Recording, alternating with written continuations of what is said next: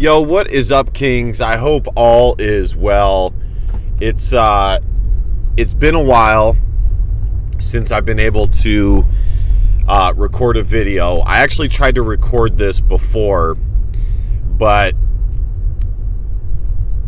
when it comes to things that I advocate for, while I also say that you guys should always be skeptical, and I am not a guru by any means. These are just things that I do for my life, and they work for me.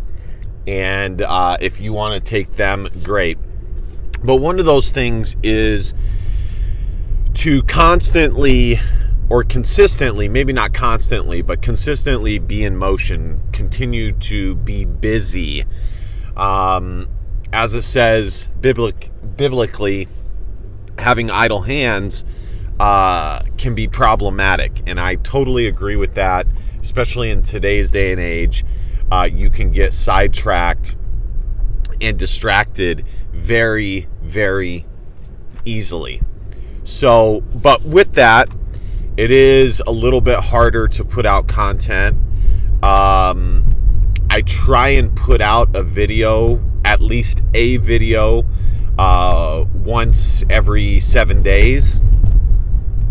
And I have been able to do that consistently over the past year, but I think I just lost that streak over the last week or so. But I digress. We're going to dive right into it. This is a car ride rant. I want to talk about the stabbing incident of Austin Metcalf from Karmelo Anthony, allegedly. Although it's not really alleged that he stabbed him, but I want to talk about that. I know it happened a while ago, and there's been some things that have transpired. You know, there's been opinions on the kid's dad, Austin Metcalf's dad, and how he handles it. You know, I'm not going to delve into that. I'm going to keep this focused on the actual incident and kind of what we can learn from the incident. When I recorded this before, I gave a summary of like the context of what happened, but I'm going to just briefly do it. These kids were at a track meet. It was raining or whatever the case may be. They were waiting for it to clear up at the track meet. You know, all the teams are sitting underneath their tents, and the tent for the team that Austin Metcalf was on, there was a individual that was under it, Karmelo Anthony, that was not a part of their team. Austin Metcalf proceeded to say that you're under the wrong tent, and he pushed forward when he did not subserve and leave the tent. He pushed the envelope, ended up pushing him, and then that is when Karmelo Anthony stabbed him in the chest. That's essentially the background. So what can we learn from this incident? Number one, it's always very sad and tragic when somebody loses their life so young, especially a kid like this who, by almost every metric, had a lot going for him. That is terribly tragic. But I think that speaks to, you never know what your life can hold or when your life will end. And I think that it's always good to remind yourself of that. And in any particular situation, whether you're angry, whether you're stressed out, whether, you know, whatever, or maybe you're not trying hard enough, maybe you're not putting in enough work, ask yourself, you know, if I were to die tomorrow, would this be sufficient? Would this be worth it? Would this be okay? So that's number one. Number two, I do think, I'm trying to put this in the correct order. In this day and age, you need to be extremely careful and vigilant, and honest with yourself that there are a ton of mentally ill people around you that could get set off by any little thing. You know, I have said that I am a sports official in previous videos, and I've said that I've seen guys that will talk with fans and get after fans and go crazy. And I always tell them, these people are not worth your fucking freedom. They're just not. They are not worth your freedom, and they're certainly not worth your life. Okay, so you putting forward this altercation is not worth it. And I totally understand. There are a lot of people out there in this day and age that deserve an ass beating. They deserve to be told to shut the fuck up, and they deserve to be taken down a peg or two because they are absolutely and completely insane. Okay? But you also need to weigh the pros and cons, and like I said, legitimately ask yourself, is it worth my freedom? Is it worth my life? And is it possible that this person is insane? This is something that my dad taught me, given his background in his professional life. When I'm at a restaurant, I never sit with my back to the door. And I know I'm not the only one. There's a lot of people who do this. If it is a busy night at a restaurant and the only seat that they have available is a seat or table where we are in a vulnerable position, I won't take it. I will wait for another table, because I know that there are people out there that are insane, that are emotionally and mentally ill. So I say that with this situation just to say, like, it is not saying that what Karmelo Anthony did was right. I am not saying that at all. But I am also saying that there can be two things that are true at once.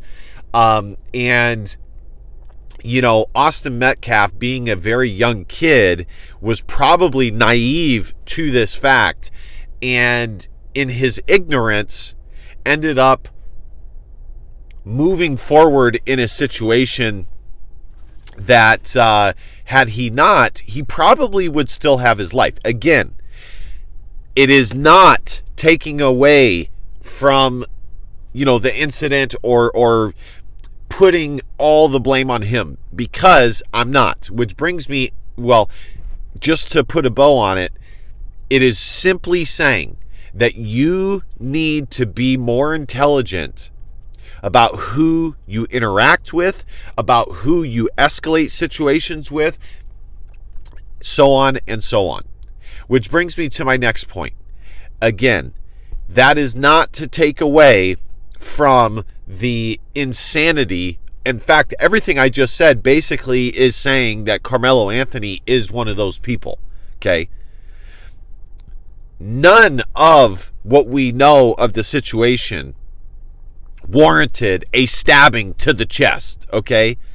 None of that warranted a stabbing to the chest. But again, it represents what I'm talking about, which is you never know that this person might be a lunatic with a pocket knife and might be like frothing at the mouth to use it. Now, I'm somebody who believes in like having weapons to protect yourself and stuff like that. So this is not me saying that people having weapons is like wrong and stuff like that. But in a situation like this, and there are plenty of situations like it, there are people out there that are holding for all the wrong reasons, and they are just looking for somebody to set them off. And this situation did not at all warrant a stabbing to the chest. I saw Saint Marquette, aka Marquette, Devon Burton, say essentially that Austin Metcalf brought this on himself because he was the one that was escalating the situation. And the thing is like, if you're going to say that towards him, you can equally say that Karmelo Anthony could have de-escalated the situation and simply just walked away and removed himself from the situation. But no, he was antagonistic as well in staying and escalating even further by pulling a knife and stabbing him in the chest. None of what Austin Metcalf did warranted a stabbing to the chest. Now, there are some people out there that want to present like they are, this like badass, you never know what could happen if you come across me type stuff. And it's like, no, dude, we live in a day and age where there is civility, okay? Which means that you can be smarter than that and not immediately escalate everything to a life or death situation, okay? There are plenty of de-escalation techniques that one can use before they get to a stab to the chest, okay? But that's essentially all I wanted to say on the matter. We're going to see what transpires. The last thing, just to wrap this up, that I want to say is I do think that this situation and how people are responding to this situation, and even Austin Metcalf to a certain degree, is illustrative of the rising tensions between races and the failed idea of diversity. Because if you don't think that civil or other races are not on X or Facebook and seeing other races acting a fool on there, if you don't think white people are on X and they don't see videos of some black kid beating the shit out of some defenseless Asian kid on X, or looting and burning down stores, if you don't think people aren't seeing that and aren't getting fed up with that, you are lying to yourself. And I think this situation is an example that the tensions are rising and people are getting fed up. They are getting fed up. Now, I would never advocate for violence one way or the other. I'm a Christian man. There are better ways to take care of this situation.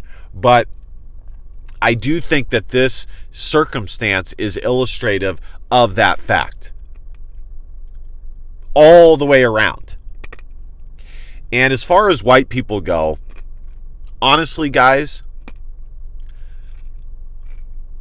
if I were you, I would do my best to live in predominantly white neighborhoods, or as nice of neighborhoods as you can. Even if that means that you have to live in an apartment because you can't afford the housing of a nicer area versus, living in a house in a shittier area. If you're white, I wouldn't do it. Because honestly, the sentiment and the anger that is levied towards white people, especially from more disenfranchised, poor minorities, is extremely high. It's extremely high. It is taught to them. It is propagandized towards them. And you are putting yourself in a very dangerous predicament when you immerse yourself around that. So I would do my best to get out of that if you're in it, even if that means living in a smaller space or whatever the case may be. But I do also think that a lot of this can be avoided by using your brain, being honest about the nature of Western society right now and the nature of human nature and where we're currently at in this day and age. And always keep your eyes peeled, your eyes open, because these things will help you in not naively taking steps forward that could potentially end your life. All right, guys, thank you guys so much for watching. Be sure to hit that subscribe button, like, comment, share. You guys know the drill. And last but not least, DBAP, don't be a pussy with all facts or feelings, because your feelings just don't matter. Love you, King. See you guys next time. Christ is King. Peace.